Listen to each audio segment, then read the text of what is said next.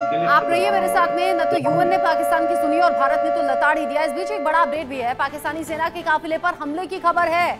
TTP लड़ाकों का पाकिस्तानी सेना के काफिले पर हमला हुआ है। पाकिस्तानी सेना की गाड़ियों पर फायरिंग की गई है। टीटीपी के लड़ाकों के जरिए हथियारबंद लोग हैं जिन्होंने कई राउंड फायरिंग की है। यहाँ पाकिस्तानी सेना और टीटीपी के बीच में मुठभेड़ की भी खबर है, जो कि मुठभेड़ अभी भी जारी है। पाकिस्तान के शालोबर इलाके में यह हमला हुआ है। इससे पहले याद दिला दे जो व्यूअर्स हमारे साथ में जुड़े हुए हैं, पहलगाम में हुए आतंकी घटना के बाद में बलूचिस्तान में जो बलूच संगठन से जुड़े हुए लोग हैं उन्होंने भी पाकिस्तानी फौज पर हमला कर दिया था। और पाकिस्तान जो अपने अंदरूनी मसलों से लड़ रहा है, उलझ रहा है, उसमें अब टीटीपी लड़ाकों के भी हमले का सामना अभी करना पड़ रहा है पाकिस्तानी फौज को। पाकिस्तान के शालोबर की ये घटना है और ये तस्वीरें हम दिखा रहे हैं। जेके बंसल सर, पाकिस्तान पहले अपने अंदरूनी मसलों से तो निपट ले, फिर भारत को आंखें दिखाए तो समझ में भी आए, लेकिन ये गीदड़ भभकी है जो भारत को भी रह रह कर देता है और अपनी ही चीजों को संभाल नहीं पाता। गीदड़ भभकी है और ये बहुत बड़ी गलती की है मुनीर ने। ये आतंकवादी हमला कराने के बाद में जो वहां से उनको अपनी सेना हटानी पड़ी है पश्चिमी बॉर्डर से, बलूचिस्तान से और खैबर पख्तूनवा से। तो पहले ही वो इतने हावी थे, बीएलए को ले लीजिए या टीटीपी को ले लीजिए, कि इनसे संभल नहीं रहे थे, इनके सैनिकों को पकड़ के ले जाते हैं। और अब तो और ज्यादा है, उनको खुली छूट मिल गई है, कुछ है ही नहीं वहाँ। थोड़े बहुत सैनिक होंगे। जो अभी कुछ रिपोर्ट आ रही थी कि 102 सैनिकों को बीएलए आर्मी ने मार दिया पाकिस्तान के, और 22 को पकड़ के ले गए। अभी जो जो तहरीक तालिबान पाकिस्तान ने, टीटीपी ने भी हमला कर दिया है। तो पाकिस्तान का हालात खराब है। अब हालात खराब हैं कि जितनी देर इनको इस तरफ बॉर्डर पे बने रहना पड़ेगा, अभी इनके जो फ्यूल हैं वो टैंक के खत्म हो जाएंगे, एयरक्राफ्ट के फ्यूल खत्म हो जाएंगे, गोला बारूद खत्म जो ये मूवमेंट कर रहे हैं, खाना खत्म हो जाएगा, खाना इनको मिल नहीं रहा, भूखे मर रहे हैं जहाँ हम पाकिस्तानी। तो इन सब चीजों को देखते हुए हालात खराब है। मुझे नहीं लगता कि किसी तरह की जंग में ये टिक पाएंगे। लेकिन इनको जो है बस ये देखना चाहिए कि जितने आतंकी इनके यहाँ बैठे हुए हैं, चाहे वो हाफिज सईद ले लो या मसूद अजहर या सलाउद्दीन, सैयद सलाउद्दीन, इनको भारत के हवाले करे और भारत से माफी मांगे तो इनका उद्धार हो सकता है।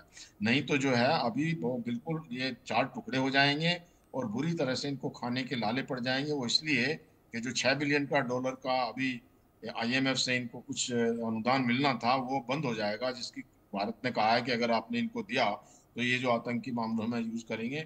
इसी तरह से एफएटीएफ की लिस्ट में चला जाएगा। तो इनको इकोनॉमिकली जो है अभी पाकिस्तान बहुत कमजोर हो जाएगा और जो पहले भूखा मर रहा था और ज्यादा भूखा मर जाएगा। तो इस तरह से देखते हुए जो इस समय मुनीर ने ये कदम उठाया है अपने फायदे के लिए, अपनी कुर्सी को बचाने के लिए या देश का प्रेसिडेंट बनने के लिए या जो है वहां पे तख्ता पलटने के लिए और ध्यान भटकाने के लिए, तो उसके ऊपर उल्टा पड़ेगा। अब बहुत भारी पड़ेगा। अब उल्टा पड़ गया है और इसीलिए हम कह रहे हैं कि भाई आसिम मुनीर जो कि नर्वस हो गए हैं, शहबाज शरीफ जो कि घबराए हुए हैं, मीटिंग्स की कई तस्वीरें सामने आती हैं तो शहबाज शरीफ का चेहरा उतरा हुआ उसमें नजर आता है।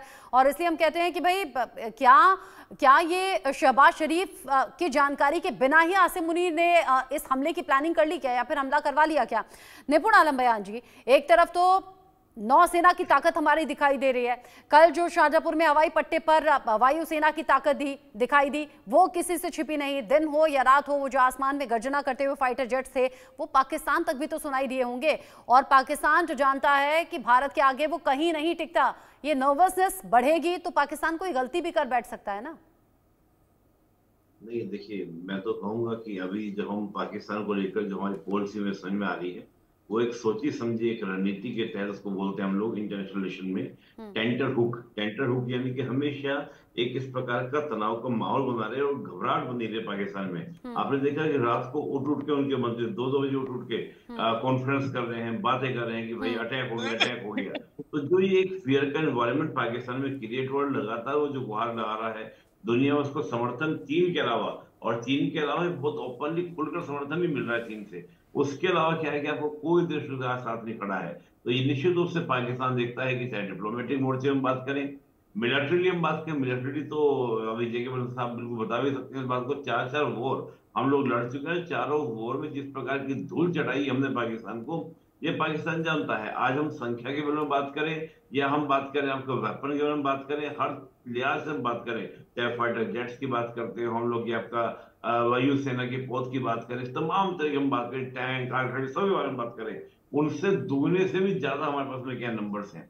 तब भी पाकिस्तान ने अटैक किया या इस प्रकार की जो हरकत की पाकिस्तान ने, इसकी वजह को अगर मैं देखूं तो अंदरूनी तो अपना उनका अंदरूनी उसमें तनाव चल रहा है, टेंशन चल रही है, उससे ध्यान भटकाने के लिए। दूसरा, भारत में कुछ तनाव को क्रिएट करने के लिए, जिससे भारत में क्या हो, कुछ आपके राइट्स हो। और तीसरा, जो कहीं ना कहीं चीन को खुश करने के लिए, क्योंकि भारत में जैसे इन्वेस्टमेंट बढ़ना शुरू हुआ है टैरिफ वॉर के बाद से, तो ये सीधा सीधा चीन के लिए क्या नुकसानदायक है। तो मैं हमेशा बोलता हूँ कि अंतर्राष्ट्रीय संबंधों में एक आपका प्रॉफिट और लॉस, किसको प्रॉफिट किसको लॉस, इसके अगर कैलकुलेशन करते हैं तो एक तस्वीर जो है पूरी पूरी आपके सामने आ जाती है। तो मैं मान रहा हूँ कि ये बहुत बड़े गेम है। पाकिस्तान तो सिर्फ सामने देखने वाला एक चेहरा है, इसके बैक में जो है इंटरनेशनल पॉलिटिक्स भी कहीं ना कहीं आपको देखने को मिलेगी। ठीक है, अब आगे क्या स्ट्रेटेजी बनाई जाए, किस तरीके से निपटा जाए। और असीम,